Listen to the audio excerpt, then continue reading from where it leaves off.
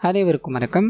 இன்னைக்கு நம்ம மலையாள சினிமால ஒரு சஸ்பென்ஸ் த்ரில்லர் படமா ரிலீஸ் ஆயிருக்கக்கூடிய அன்வேஷனம் அப்படின்ற ஒரு சூப்பரான படத்தை பத்தி தான் இந்த வீடியோல பார்க்க போறோம். ஸோ வீடியோக்குள்ள போறதுக்கு முன்னாடி இந்த படத்தோட வலையனை பத்தி சொல்லணும் அப்படின்னா, படத்தோட ஸ்டார்டிங் சைட்லயே ஒரு குழந்தை படிக்கட்டுல இருந்து விழுந்துருச்சு அப்படின்ற மாதிரி வேகமா ஹாஸ்பிட்டல் கொண்டு போக, அங்க அந்த குழந்தைய பத்தின ஒரு சில விஷயங்கள் தெரிய ஆரம்பிக்குது. இந்த குழந்தை அபியூஸ் பண்ணப்பட்டிருக்கு அப்படின்ற மாதிரியும் புரிஞ்சுக்கிறாங்க. இதனால இந்த கேஸ்குள்ள போலீஸ்காரங்க வர ஆரம்பிக்க, இதுக்கப்புறம் என்னென்னலாம் இந்த கதையில் நடந்தது அப்படின்றதா இந்த படத்தோட மீதி கதையாகும். கிளைமேக்ஸ்ல கொஞ்சம் கூட எதிர்பார்க்க முடியாத ஒரு ட்விஸ்ட்டை நமக்கு கொடுத்திருப்பாங்க. சோ அதெல்லாம் கண்டிப்பா உங்களுக்கு பிடிக்கும் அப்படின்ற நம்பிக்கையில இந்த வீடியோக்குள்ள உங்களை கொண்டு போறேன். இந்த படத்தோட ஸ்டார்டிங் சீன்ல கவிதா அப்படின்ற ஹீரோயினை தான் காமிக்கிறாங்க. தன்னோட ஆண் குழந்தை பேச்சு மூச்சு எல்லாம் இருக்கா அப்படின்றதுக்காக வேகமா வண்டியில ஹாஸ்பிட்டல் கொண்டு போய்கிட்டு இருக்காங்க அப்படின்றத நமக்கு காமிக்க, அப்படியே கற்பனை இந்த ஃபேமிலியில இருக்க மொத்த பேரையும் காமிக்கிறாங்க. இவங்களோட கணவரான அரவிந்த் அப்படின்றவர்.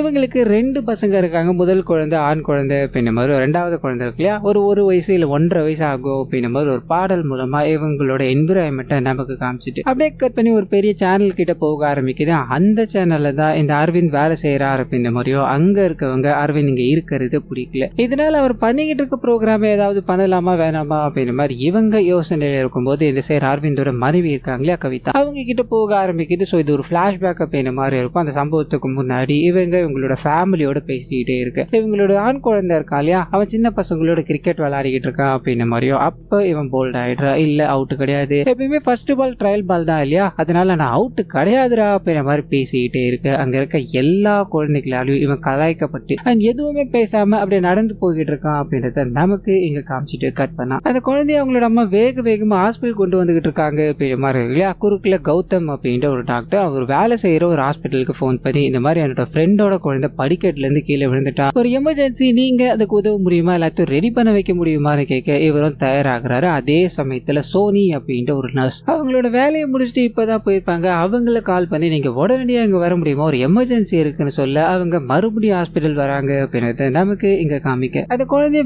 வேகமா ஹாஸ்பிட்டல் கொண்டு வராங்க. முதலுதவி எல்லாத்தையும் கொடுத்துக்கிட்டு இருக்காங்க அப்படின்ற மாதிரி இருக்கும். அதே சமயத்துல, அதாவது கொஞ்ச நேரம் கழிச்சு ஒரு போலீஸ் ஸ்டேஷனுக்கு போக ஆரம்பிக்குது. அங்க ஒரு லேடி இன்ஸ்பெக்டர் தன்னோட வேலைகள் எல்லாத்தையும் முடிச்சுட்டு வீட்டுக்கு கிளம்பணும் அப்படின்ற மாதிரி வர, அப்பதான் அங்க அல்போன்ஸ் அப்படின்ற ஒரு கான்ஸ்டபிள் இருக்காரு. அவருக்கு இப்போ கொஞ்ச நேரத்துக்கு முன்னாடி ஒரு ஹாஸ்பிட்டல காமிச்சாங்க இல்லையா, அந்த ஹாஸ்பிட்டல்ல இருந்து ஒரு போன் கால் வந்திருக்கு. ஏதோ ஒரு குழந்தை இங்க வந்து அட்மிட் பண்ணப்பட்டிருக்கு. அந்த குழந்தைய செக் பண்ணி பார்க்கும்போது குழந்தைய அபியூஸ் பண்ணிருக்காங்களோ அப்படின்ற மாதிரி டவுட்டா இருக்கு, நீங்க வந்து கொஞ்சம் செக் பண்ண முடியுமாறு சொல்லி போனை கட் பண்ணிருக்காங்க. அதுக்கப்புறம் எந்த விதமான தகவலும் திருப்பி கால் பண்ணாலும் சரியா கனெக்ட் ஆகல அப்படின்ற மாதிரி இந்த அல்போன்ஸ் கூட இருக்கவங்க கிட்ட சொல்லும் போது, இந்த லேடி இன்ஸ்பெக்டர் இருக்காங்க இல்லையா, அவங்க கூட ஒரு 2 போலீஸ்காரங்களை கூட்டு போங்க, என்ன ஏதுன்னு விசாரிச்சுட்டு வந்துருங்க, நம்ம காலை ஈஸியா விட முடியாது இல்லையா அப்படின்ற மாதிரி பேசிக்கிட்டே இருக்கு. இவங்க நேரம்னு பார்த்து அந்த ஸ்டேஷன்ல லேடி போலீஸ் யாருமே கிடையாது. இதனால அந்த இன்ஸ்பெக்டர் இருக்காங்க இல்லையா, ஒரு 1/2 மணி நேரம் கேஸ் தானே, நான் முடிச்சுட்டு வீட்டுக்கு போய்க்கிறேன் அப்படின்ற மாதிரி பிரெக்னென்ட்டா இருந்தாலும் இந்த குழந்தையோட கேஸ விசாரிக்கணும் அப்படின்றதுக்காக ஹாஸ்பிட்டல் போக ஆரம்பிக்கிறாங்க. அதே சமயத்துல அந்த சோரி இருக்காங்க இல்லையா, அவங்க வேகமா அட்மிட் பண்ணப்பட்ட குழந்தைய தொடச்சிக்கிட்டே இருக்கும்போது பட்டுன்னு போலீஸ்காரங்க வந்திருக்காங்க. உங்களை கூப்பிடுறாங்க அப்படின்ற ஒரு தகவல் கிடைக்க ஆரம்பிக்குது. இவங்க போகும்போது, இங்க யாராவது அட்மிட் பண்ணப்பட்டிருக்காங்களா, எங்களுக்கு ஒரு குழந்தைய அபியூஸ் பண்ணிட்டாங்க அப்படின்ற மாதிரி கால் வந்தது, அதுக்காக தான் நாங்க இங்க வந்திருக்கோம் சொல்ல இவங்க தயங்குறாங்க. லிஸ்ட் மொத்தத்தையும் எடுத்து கொடுத்து, இன்னைக்கு இவ்வளவுதான் அட்மிட் ஆயிருக்காங்க, நீங்க சொல்ற கேஸ் எதுவும் இங்க பதிவாகலையே சார் அப்படின்ற மாதிரி சொல்லிட்டு அங்க இருந்து போக ஆரம்பிக்க, அந்த குழந்தைக்கு என்னமோ நடந்து இருக்கு அப்படின்றது மட்டும் சின்னதா ஒரு பிளாஷ்பேக்ல நமக்கு தெரிய ஆரம்பிக்குது. சோ இதுக்கு மேல ஃபர்தரா காமிக்காம இங்க அந்த லிஸ்ட் எல்லாத்தையும் எடுத்துக்கிட்டு போலீஸ்காரங்க சரி இல்ல போலியே அப்படின்ற மாதிரி கிளம்பலான்னு போகும்போது, அந்த சமயத்துல தான் ஒரு 7:45 மணி வாக்குல ஒரு குழந்தை அட்மிட் ஆயிருக்கு அப்படின்ற மாதிரியும், 8 மணிக்கு தான் இவங்களுக்கு அபியூஸ் நடந்திருக்கு அப்படின்ற மாதிரி கால் வந்திருக்கு. இந்த குழந்தைய அவங்க சொல்லவே கிடையாது அப்படின்ற மாதிரி வேகமா ரிப்போர்ட்டை நீட்டும் போது, சார் எங்களோட ஹாஸ்பிட்டல்ல இருக்க டாக்டர் ஒருத்தர் ரெக்கமெண்ட் பண்ணி இந்த குழந்தைய சேர்த்தார், அதனாலதான் நீங்க கேட்கும் போது கூட நாங்க அதை பெருசா எடுத்துக்கல அப்படின்ற மாதிரி யோசிச்சுக்கிட்டு அந்த ரிப்போர்ட் எல்லாத்தையும் கொடுக்க ஆரம்பிக்க, அங்க இருக்க ஒரு போலீஸ்காரர் இருக்கு, எங்க கௌதம் அப்படின்னு ஒரு கேரக்டர் இருக்கா இல்லையா, அவர் இதுக்கு முன்னாடி நம்ம பார்த்திருக்கோமே அப்படின்ற மாதிரி யோசிக்க, கொஞ்ச நேரத்துக்கு முன்னாடி தான் இந்த போலீஸ்காரங்க வண்டி எல்லாத்தையும் செக் பண்ணிக்கிட்டே இருக்கும்போது, அப்ப வேகமா சார் ஒரு எமர்ஜென்சி கேஸ், ஒரு குழந்தைய ஹாஸ்பிட்டல் கொண்டு போய் ஆகணும், நானும் டாக்டர் தான் சார் அப்படின்ற மாதிரி வேகமா அங்கிருந்து கொண்டு போனார் அப்படின்ற மாதிரியோ அப்படியே கட் பண்ணா, இவருக்கு இந்த விஷயம் எப்படி தெரிஞ்சது அப்படின்ற ஒண்ணு இருக்கு. அந்த பிளாஷ்பேக் உள்ள போக ஆரம்பிக்குது. கௌதம் அவரோட வேலை எல்லாத்தையும் முடிச்சுட்டு அவரோட அபார்ட்மெண்ட்டுக்கு போகும்போது, அங்க ஒரு குழந்தை போத்துன்னு கீழே விழுந்து போகுது, அதாவது படிக்கட்டுல இருந்து விழுந்து போகுது. இது இவங்களோட பக்கத்து வீட்டுக்காரரோட குழந்தை, அதாவது ஹீரோவோட குழந்தை அப்படின்ற மாதிரி தெரிய ஆரம்பிக்க, அந்த குழந்தை எழுப்பலான்னு போகும்போது அம்மா ஓடி வராங்க. தன்னோட குழந்தை கீழே விழுந்து போய் கிடக்கிறத பார்த்து பயந்து போறாங்க. அங்க இருந்து தான் இவங்க ஹாஸ்பிட்டல் கொண்டு போறாங்க அப்படின்ற மாதிரியான விஷயங்கள் இங்க கனெக்ட் ஆகும்போது அந்த கௌதம் இருக்கா இல்லையா, அவரை போலீஸ்காரங்க விசாரிக்க ஆரம்பிக்கிறாங்க. இந்த விஷயத்தை தான் அவர் பகிர்ந்துக்கிறார் அப்படின்றத நமக்கு காமிச்சிட்டு, அது கூடவே அரவிந்த் இருக்கா இல்லையா, தன்னோட குழந்தைக்கு இப்படி ஆயிடுச்சு அப்படின்றத தெரிஞ்சு எப்போ இந்த இடத்துக்கு வந்தார் அப்படின்ற மாதிரி கேட்க கரெக்டா அவர்கிட்ட விசாரணையை தொடங்க ஆரம்பிக்கிறாங்க. அந்த மனுஷன் அவரோட ஆபீஸ்ல ஒரு பிரச்சனை இருக்கு, அதாவது ஸ்டார்டிங் சீன்ல காமிச்சாங்க இல்லையா, ஆபீஸ்ல இவர் வேலையை விட்டு தூக்கல, அவர் பழசாயிட்டார் அப்படின்ற மாதிரி பிரச்சனை போயிட்டு இருக்கு. அதனால இவர் மன ரீதியா அஃபெக்ட் ஆயிட்டார் அப்படின்ற மாதிரி ஆபீஸ் வேலைகள் எல்லாத்தையும் முடிச்சுட்டு அங்க இருந்து ஒரு பப்புக்கு போயிருக்காரு. அங்கேயும் எல்லாத்தையும் முடிச்சுட்டு வீட்டுக்கு வந்து மொபைல் போன் ஆஃப்ல இருக்கு. அதை ஆன் பண்ணி பார்க்கும்போது தான் வீட்டுல இருந்து நிறைய போன் கால் இவருக்கு வந்திருக்கு அப்படின்றது தெரிய ஆரம்பிக்குது. வேகமா அங்க இருந்து இங்க கிளம்பி வந்து நடந்த விஷயங்கள் எல்லாத்தையும் தெரிஞ்சுக்கிட்டார். சோ இதுதான் மேம் நடந்தது அப்படின்ற மாதிரி அந்த லேடி போலீஸ் இருக்காங்க இல்லையா, அவங்க கிட்ட பேசிக்கிட்டே இருக்கும்போது லேடி போலீஸ்க்கு எல்லார் மேலயும் சந்தேகம் தான். சோ குழந்தைய அபியூஸ் பண்ணிருக்காங்க, அது யார் கால் பண்ணா அப்படின்றது தெரியல. இங்க வந்து கேட்டா முதல்ல அப்படி நடக்கவே இல்லை அப்படின்ற மாதிரியோ, அடுத்து கொஞ்சம் கொஞ்சமா வேற வேற ஆங்கிள் பேசிக்கிட்டு இருக்காங்க. இவங்க ஏதோ உதத்தை மறைக்கிறாங்க அப்படின்ற மாதிரி சுத்தி இருக்க, அதாவது வேலை செய்யறவங்க இருக்காங்க இல்லையா, அவங்க எல்லார்கிட்டும் இங்க இருக்க டாக்டர்ஸ் எப்படி, உள்ள வந்தவங்க எப்படி அப்படின்ற மாதிரி ஒவ்வொன்றா விசாரிச்சுக்கிட்டே இருக்கும்போது மறுபடியும் பிளாஷ்பேக் உள்ளே போக ஆரம்பிக்குது. இந்த குழந்தைய ஹாஸ்பிட்டல் வந்து அட்மிட் பண்ணிட்டாங்க அப்படின்ற மாதிரி இருக்கு இல்லையா, குழந்தை கொஞ்சம் கொஞ்சமா ரெக்கவர் ஆயிடும், ஒன்னும் கவலைப்படாதீங்கம்மா அப்படின்ற மாதிரி சொல்லிட்டு போக இவங்க குழந்தைகிட்ட, அதாவது அம்மா குழந்தைகிட்ட பேசலான்னு போகும்போது திடீர்னு குழந்தைக்கு ஒரு சில விஷயங்கள் தோண ஆரம்பிக்குது. அதாவது ஒரு சில மாதிரி துடிக்க ஆரம்பிக்கிறான், வாயில இருந்து நுரத்தள்ள ஆரம்பிக்குது, பாய்ந்து போறாங்க.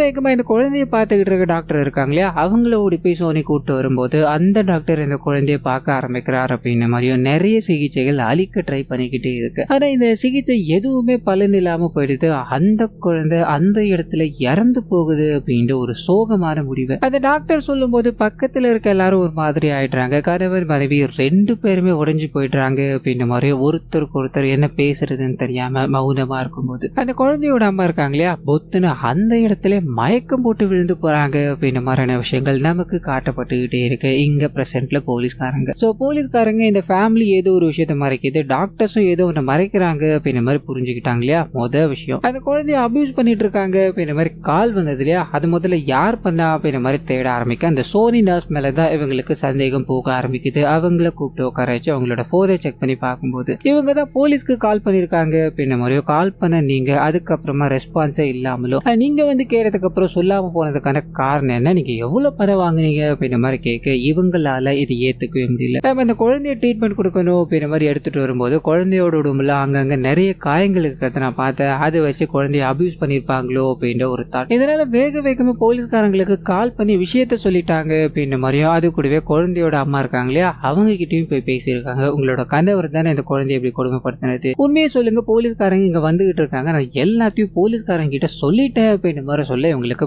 பயங்கர ஷாக்கா இருக்கு. என்னோட கணவர் ஏன் இந்த வேலைகள் எல்லாத்தையும் பார்க்கணும், அவனுக்கு இந்த சம்பவம் நடக்கும் போது அவர் வீட்டுக்குள்ளே இல்லையே அப்படின்ற மாதிரி கவிதா இன்னும் நிறைய விஷயங்களை சொல்ல ஆரம்பிக்கிறாங்க. அதெல்லாம் என்ன ஏது அப்படின்ற மாதிரி ஃபர்தரா நமக்கு ரிவீல் பண்ணாம இந்த லேடி போலீஸ் இருக்காங்க இல்லையா, அவங்களுக்கு இந்த ஃபேமிலி மெம்பர்ஸ் மேலே சந்தேகம் வர ஆரம்பிக்குது. காரணம் என்ன அப்படின்னா, கௌதம் கிட்ட விசாரிச்சிருக்கும் போது அவர் வந்துகிட்டே இருக்கும்போது குழந்தை விழுந்தது, அங்கிருந்து தூக்கிட்டு வந்த அப்படின்ற மாதிரி சொல்லியிருப்பார். ஆனா அதே கேள்வியை இங்க கவிதா கிட்ட விசாரிக்கும் போது கவிதா தான் குழந்தைய முதல்ல பார்த்து தூக்கிட்டு வந்தாங்க அப்படின்ற மாதிரியும். ஸோ 2 கான்ட்ராஸ்டான பதில்கள் தான் இல்லையா. இவங்க எல்லார்கிட்ட இருந்தோ நம்ம உண்மையை வாங்கணும் அப்படின்னா பெட்டர் ஐடியா அவங்ககிட்ட ஒண்ணு இருக்கு அப்படின்ற மாதிரி எல்லார்கிட்டயும் 2 பேப்பரை கொடுக்குறாங்க. அங்க நீங்க என்ன பண்ணீங்க அண்ட் என்ன நடந்தது அப்படின்றத நீங்க கிளியர் கட்டா எழுதி கொடுத்தாகணும் அப்படின்ற மாதிரி சொல்லி, அதே சமயத்துல அந்த குழந்தையோட அப்பா இருக்காலே அரவிந்த், அவரை கூப்பிட்டு ஒரு சில விஷயங்களை தெரியப்படுத்த ஆரம்பிக்கிறாங்க. அது என்ன அப்படின்னா, இவர் ஆபீஸை முடிச்சுட்டு பப்புக்கு போன்னு சொன்னா இல்லையா, அது போய் ஆபீஸை முடிச்சுட்டு வேற எங்கேயோ போயிருக்காரு, அது எங்கன்னு தெரிஞ்சுக்க முடியுமான்னு கேட்க இவரு என் பையனோட ஸ்கூல்ல இருந்து கால் வந்துட்டு அவன் யாரையும் அடிச்சுட்டா அப்படின்ற மாதிரி பிரச்சனை போயிருந்தது, அங்க போயிருந்தேன்னு சொல்ல இவங்க அதுக்கு மேல என்ன நடந்திருக்கும் அப்படின்றத நான் சொல்லவான்னு சொல்லி ஒரு சின்ன பிளாஷ்பேக்குள்ள கொண்டு போக ஆரம்பிக்கிறாங்க.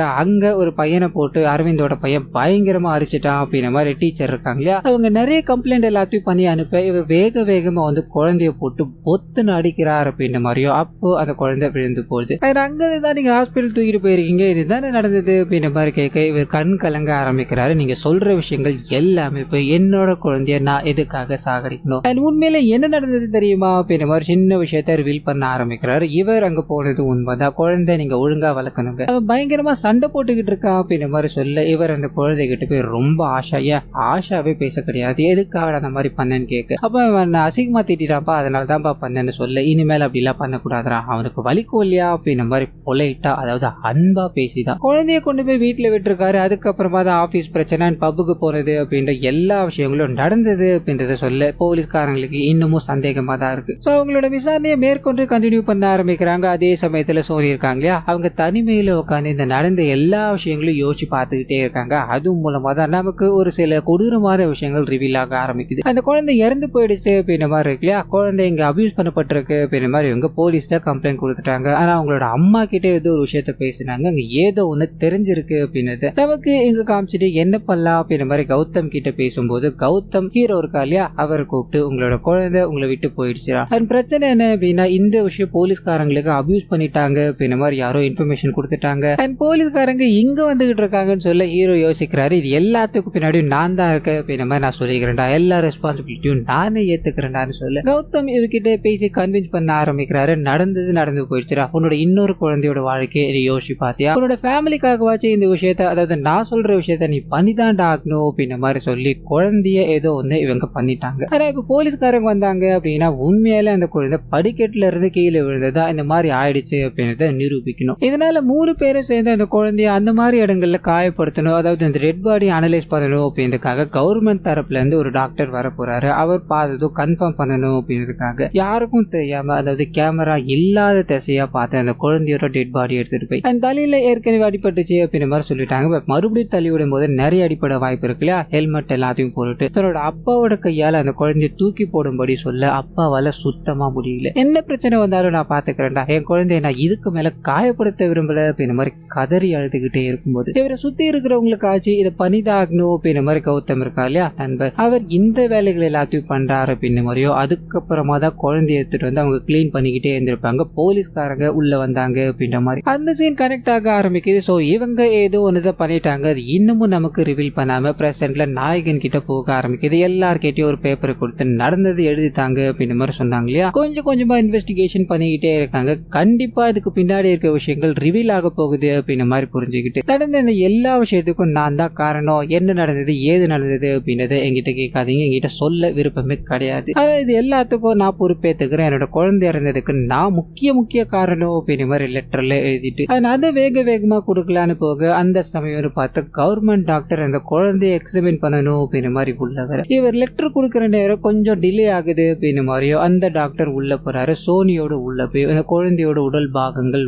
ஒவ்வொன்னுத்தையா செக் பண்ணி ஒரு பயங்கரமான ட்விஸ்ட் ஒன்று ரிவீல் பண்ண ஆரம்பிக்கிறாரு. குழந்தை இறந்து போனதை ஃப்ரேம் பண்ணியிருக்காங்க அப்படின்ற மாதிரி சொல்லிட்டு குழந்தைக்கு சிகிச்சை கொடுத்தாங்க இல்லையா அந்த டாக்டர் கிட்ட, இந்த குழந்தைக்கு நீங்க எந்த மாதிரியான மருந்து கொடுத்தீங்க, அந்த குழந்தையோட ஸ்கேனை நான் பார்க்கலாமா அப்படின்ற மாதிரி ஃபுல்லா வாங்கி செக் பண்ணி பார்த்துக்கிட்டே இருக்கும்போது அந்த குழந்தை அந்த சம்பவத்துல இருந்து உயிரோட தான் இங்க ஹாஸ்பிட்டல் கொண்டு வரப்பட்டிருக்கு அப்படின்ற மாதிரியும் இவங்க ஸ்கேன் எடுத்து பார்க்கும்போது இந்த டாக்டர் அன்னைக்கு மட்டும் கிட்டத்தட்ட ஒரு 38 சர்ஜரி கிட்ட பண்ணாரு அப்படின்ற மாதிரி இருக்கும். இதனால இங்க பேஷண்டோட ஐடி மாறி போய் வேற ஒரு ஸ்கேனை பார்த்துட்டு அந்த குழந்தைக்கு பிரச்சனை இருக்கு அப்படின்ற மாதிரி வேற ஒரு மருந்து இன்ஜெக்ட் பண்ணியிருக்காரு. இதனாலதான் அந்த குழந்தை துடிக்க இறந்து போச்சு அப்படின்ற விஷயம் அங்க இருக்க எல்லா டாக்டர்ஸ்க்கும் போலீஸ்காரங்களுக்கும் தெரிய ஆரம்பிக்குது. என்ன காரியம் பண்ணிருக்கீங்க நீங்க அப்படின்ற மாதிரி இந்த கேஸை எப்படி ஹேண்டில் பண்ணலாம்னு யோசிச்சுட்டே இருக்கும்போது ஃபேமிலி மெம்பர்ஸ்க்கு தெரிய ஆரம்பிக்குது, என்னோட குழந்தைய நீங்க கொலை பண்ணிட்டீங்களா, நீங்களா நல்லா இருப்பீங்களாடா, அம்மா என்னோட பெண் குழந்தைங்களா, அவளையும் விட்டேன் அப்படின்னா நீங்க கொலை பண்ணிடுவீங்களா அப்படின்ற மாதிரி வேகமா அந்த குழந்தை கிட்ட போய் இந்த குழந்தை கண்ணு முழிச்சு தன்னோட அண்ணா எங்கன்னு கேட்டா நம்ம என்ன பதில் சொல்ல போறோம் அப்படின்ற மாதிரி மனைவியை பார்த்து இவங்க 2 பேரும் ஒரு மாதிரி அழுதுகிட்டு இருக்காங்க அப்படின்றத நமக்கு இங்க காட்டப்பட்டுக்கிட்டே இருக்கு. அதே சமயத்துல போலீஸ்காரங்க இந்த கேஸை ஃபர்தரா கொண்டு போக வேணாம் அப்படின்ற மாதிரி முடிவு பண்றாங்க. ஏன்னா ஃபேமிலி ஏதோ ஒன்னத்தை மறைக்குது. அண்ட் இந்த டாக்டரும் அவரோட தரப்புல இருந்து ஒரு சில விஷயங்களை சொல்ல ஆரம்பிக்கிறாரு. இந்த கேஸ் பதிவாயிடுச்சு அப்படின்னா இந்த ஃபேமிலி தான் கோர்ட்டுக்கும் வீட்டுக்கும் நடந்துகிட்டே இருக்கும். ஏற்கனவே அவங்க ஏதோ ஒரு தப்பு பண்ணியிருந்தாலும் சரி, குழந்தைய இழந்துட்டு தவிக்கிற வழியில இதெல்லாம் அவங்களுக்கு தேவைதானா, இந்த விஷயத்த நம்ம இப்படியே இங்க விட்டு போறதா நமக்கு நல்லது, குழந்தைக்கும் ஃபேமிலிக்கும் நல்லது அப்படின்ற மாதிரி அங்க இருந்து போக ஆரம்பிக்க இந்த போலீஸ்காரங்க, அதாவது லேடி போலீஸ்காரங்க இல்லையா, ஒரு மாதிரி யோசிச்சுக்கிட்டு நடந்துகிட்டே இருக்கும்போது அப்பதான் ரியலா அங்க என்ன நடந்தது அப்படின்றத நமக்கு ரிவீல் பண்ண ஆரம்பிக்கிறாங்க. வீட்டுல அந்த 2 குழந்தைகள் மீன் தொட்டி வச்சு விளையாடிக்கிட்டே இருக்கும்போது அந்த பையன் என்ன பண்றான் அப்படின்னா கை தலை அப்படின்ற எல்லாத்தையுமே மீன் தொட்டிக்குள்ள விட்டுட்டு மீன் கிட்ட போய் அழகா நீந்திக்கிட்டு இருக்குல்ல, நீ இந்த மாதிரி பாக்கலாமா, உன்னோட தலையை இதுல கொண்டு வாமா அப்படின்ற மாதிரி குழந்தை, அதாவது அந்த கை குழந்தை மாதிரி இருக்குல்ல அந்த பெண் குழந்தை, அதை புஷ் பண்ணிக்கிட்டே இருக்கும்போது அவங்களோட அம்மா இதை கவனிக்கிறாங்க அப்படின்ற மாதிரியும் குழந்தைய என்னடா பண்ணிட்டு இருக்க, அதுக்கு மூச்சு திணறல் ஏற்பட்டா என்னடா பண்ணுவ அப்படின்ற மாதிரி பலார்னு 2 அடியை கொடுத்துட்டு இந்த குழந்தைய பார்த்துக்கிட்டே இருக்கும்போது இவனுக்கு சின்னதா ஒரு கோபம், அந்த மீன் தொட்டி இருக்கு இல்லையா அதை தள்ளி விட்டுட்டு அந்த குழந்தைக்கு, அதாவது என்னோட தங்கச்சிக்கு நான் மீனை காமிக்கணும் தான் ட்ரை பண்ணேன், எதுக்காகமா என்ன அடிச்சிங்க அப்படின்ற மாதிரி குழந்தைக்கு ஒரு சின்னதா கோபம் வரும் இல்லையா, அந்த கோபத்தோட நின்றுகிட்டே இருக்கும்போது இவங்க டென்ஷன் ஆயிடுறாங்க. நீயும் உன்னோட மீனும் வேணும் அப்படின்ற மாதிரி லைட்டா தலையில அடிக்கும் போது கீழே அந்த மீன் தொட்டி உடஞ்சு போய் வழுக்கிற மாதிரி இருக்கும் இல்லையா, அதுல வழுக்கி விழுந்து பின்மண்டியிலேயே அடிச்சு பொத்துன்னு விழுந்து போயிட்டா அப்படின்ற மாதிரி இருக்கும். ஸோ தெரியாத்தனமா நடந்த இந்த விஷயத்த மறைக்கணும் அப்படின்றதுக்காக தான் படிக்கட்டுல இருந்து விழுந்துட்டான். அது அப்படி நடந்தது இப்படி நடந்தது அப்படின்ற மாதிரி நிறைய விஷயங்களை பண்ணியிருப்பாங்க. ஸோ இவங்களோட தண்டனையை தன்னோட குழந்தை இறந்து போயிட்டா அப்படின்ற துக்கம் இருக்கு இல்லையா, அது மூலமா அனுபவிச்சுக்கிட்டு இருக்காங்க அப்படின்ற மாதிரியும் அதே சமயத்துல நிறைய குழந்தைகளோட வாய்ஸ் ஓவர், அவங்களோட அம்மாவோட வாய்ஸ் ஓவர், நீ இதை பண்ணாத அதை பண்ணாத ஒழுங்கு முறைதான் படி என்ன அப்படின்ற மாதிரி மிரட்டிக்கிட்டே இருப்பாங்க இல்லையா, அந்த விஷயங்கள் எல்லாம் வாய்ஸ் ஓவரா போக ஆரம்பிக்குது. எல்லாமே வாய் வார்த்தைகளா இருந்தது அப்படின்னா ஒண்ணுமே பிரச்சனை இல்லை. அண்ட் தெரியாத்தனமா இந்த மாதிரி நடந்தது அப்படின்னா என்ன பண்ண முடியும் அப்படின்ற ஒரு கேள்விக்குறியோடவே இந்த படத்தை இத்தோட முடிக்கிறாங்க. ஸோ கண்டிப்பா இந்த படமும் என்னோட வாய்ஸ் ஓவர் உங்களுக்கு பிடிச்சிருக்கோம் அப்படின்ற மாதிரி நம்புறேன். இந்த வீடியோல ஏதாவது நிறை குறைகள் இருந்தது அப்படின்னா அதை மறந்துடாம கமெண்ட்ஸ்ல பதிவிட்டுருங்க.